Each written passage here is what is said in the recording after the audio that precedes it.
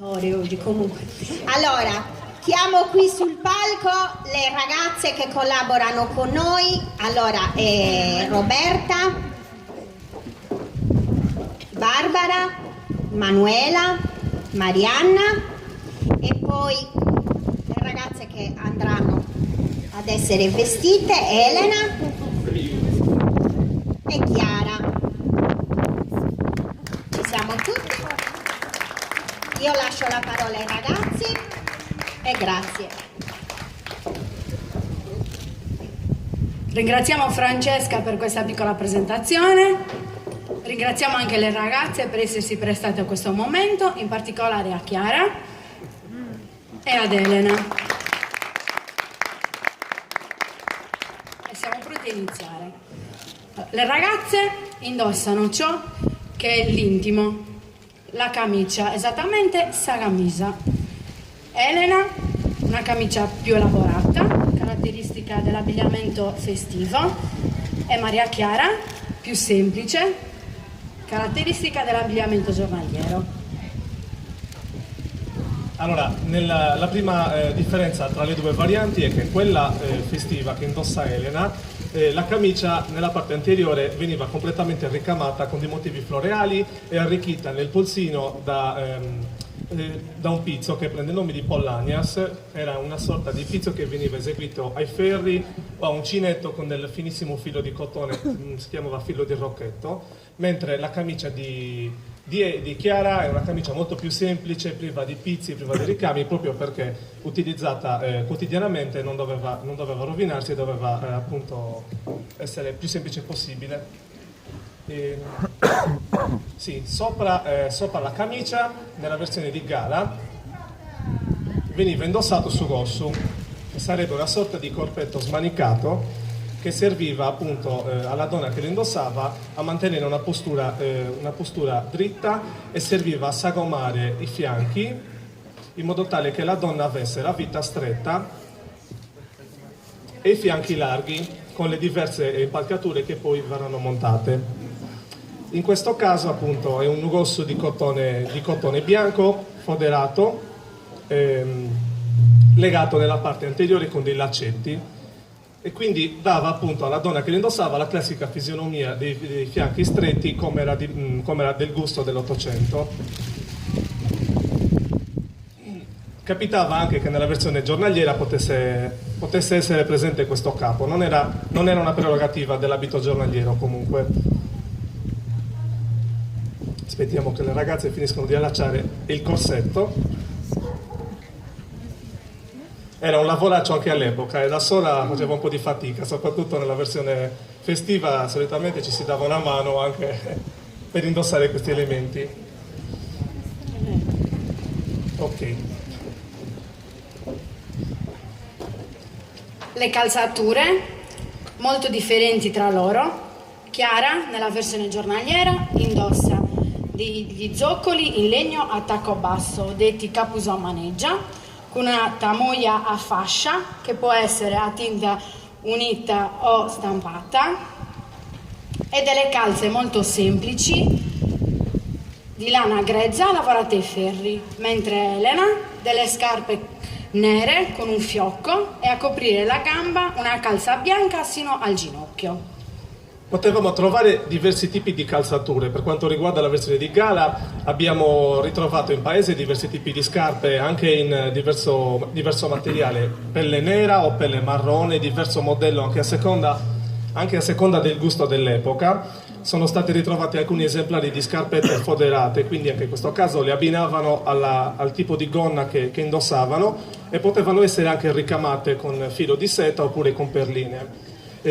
Mentre nella versione giornaliera gli zoccoli con la punta aperta, oppure avevamo anche un altro tipo di esemplare con la punta completamente chiusa. Quello era una prerogativa più invernale. Nella maggior parte dei casi però le donne uscivano scalze nella versione giornaliera.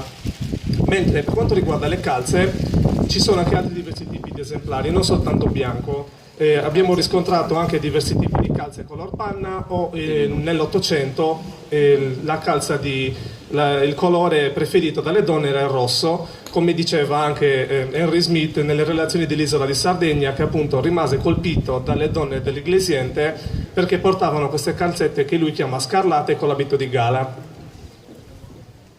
Sui fianchi, nella versione giornaliera, veniva apposta, nella versione di gala, scusate, veniva apposta una struttura che viene chiamata suridiu. Poteva essere una struttura creata apposita proprio per la persona, ma anche creata da semplici fazzoletti attorcigliati. Questa serviva proprio ad allargare la gonna e a dare la classica fisionomia ottocentesca di fianchi larghi e vita stretta.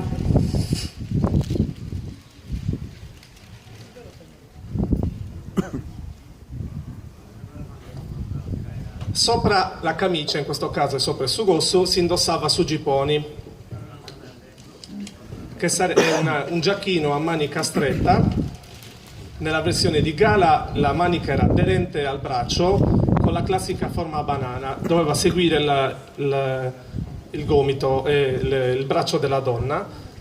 E nella versione di gala le maniche dei sugiponi venivano abbellite da concordias, cioè questa serie di applicazioni che vediamo in questo giacchino. E in questo caso è un giacchino a stuggius di fine 800 di seta viola. La particolarità è che dietro presenta delle sorte di code che appunto andavano ad appoggiare sopra suridiu in questo caso, mentre nella versione di giornaliera il gippone che indossa Chiara è molto più semplice, privo di decorazioni e fatto in stoffa di velluto di cotone.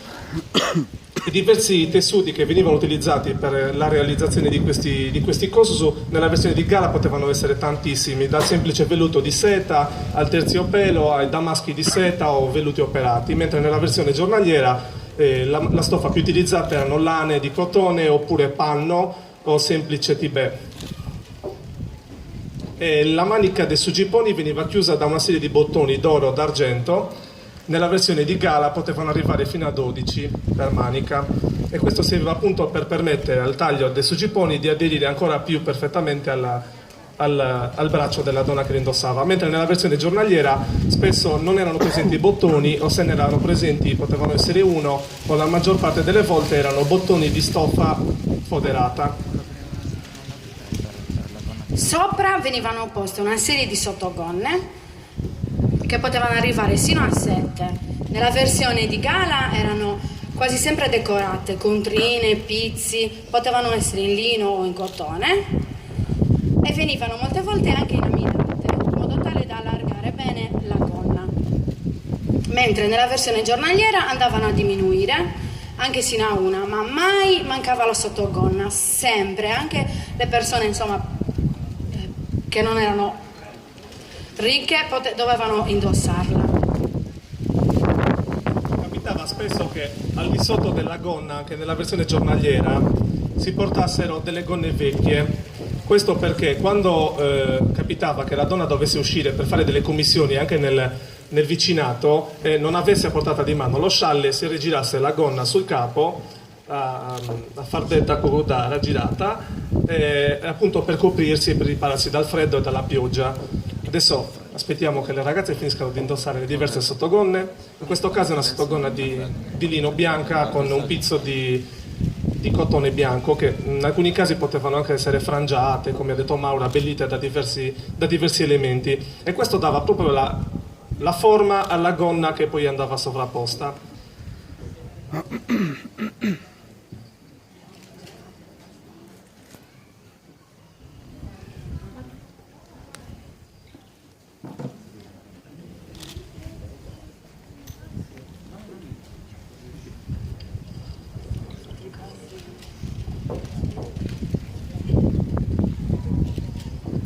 A un lato viene posizionata una borsetta detta sabuciacca, che serviva a mettere gli oggetti di uso quotidiano come le chiavi, le monete, i fazzoletti.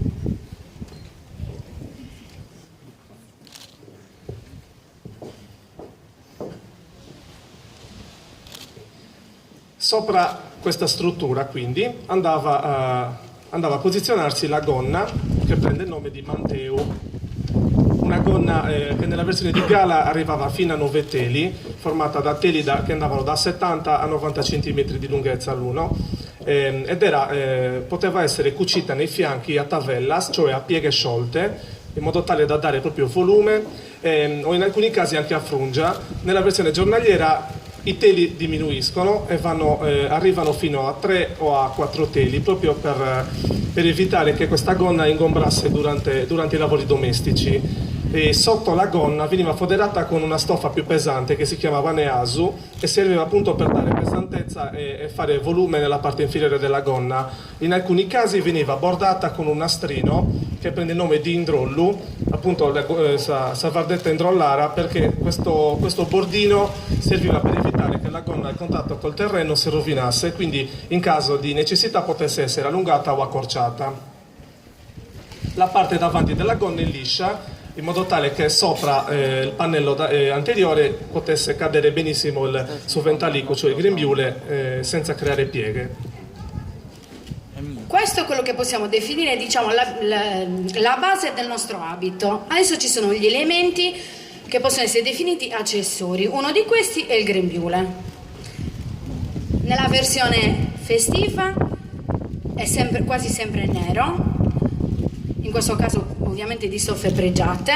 Anche qua può essere ornato da pizzi, perline, paillette, mentre nella versione giornaliera sempre semplice, di cotone, colori scuri, lisci o stampati. Possiamo trovare anche delle taschine che utilizzavano anche in questo caso per porre gli oggetti in uso quotidiano. In questo caso Elena ha un grembiule di fine 800, in damasco di seta, e la particolarità di questo grembiule è che presenta queste pieghe. Questo perché le donne conservavano questo indumento piegato ed è posto nella cassapanca, e soprattutto nell'abito di gala l'avere le pieghe così voleva dire che la donna poteva permettersi diversi tipi di grembiule e quindi faceva vedere che lo conservava solo ed esclusivamente per la festa, mentre nella versione giornaliera erano stirate le pieghe, quindi non lo conservavano e lo usavano tutti i giorni. Nel fianco della gonna Elena ha su sannuschera, che sarebbe una catena di giunchiglio argentato con una capsula in argento. All'interno di questa nuschera venivano poste delle erbe aromatiche o delle spezie, oppure dei pezzi di stoffa imbevuti nel profumo, per dare, appunto, era il portaprofumo della donna dell'epoca.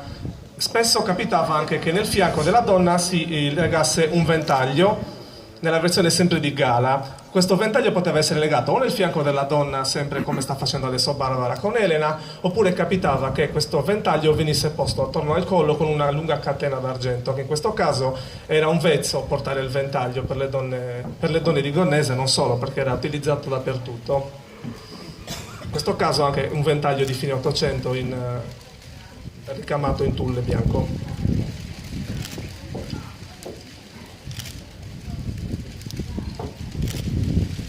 Sopra su gipponi, nella versione di gala, andava posta saperra, sarebbe una mezzo scialle. In questo caso era uno scialle di seta di fine 800 che la donna aveva portato per il matrimonio e subito dopo, per questioni di eredità, fatto a metà e dato metà a una figlia e metà all'altro, come capitava spesso.